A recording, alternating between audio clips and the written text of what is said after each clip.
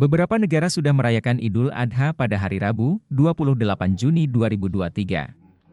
Di antaranya yakni Australia, Oman, Nigeria, Mesir, dan sebagian warga Muslim Muhammadiyah di Indonesia. Idul Adha di Arab Saudi juga jatuh pada hari ini, setelah jemaah haji melakukan wukuf kemarin yang menjadi puncak ibadah haji. Secara resmi pemerintah Indonesia menetapkan Idul Adha akan dirayakan besok, begitu juga dengan umat Muslim di Jepang, Malaysia, dan Maroko. Mengutip tribunnews.com, Zainud Tauhid, Wakil Menteri Agama RI mengatakan meski perayaan Idul Adha berbeda, tapi pihaknya berharap tidak ada yang menonjolkan perbedaan. Ia melanjutkan, umat Muslim Indonesia harus mencari titik temu dari persamaan-persamaan yang dimiliki.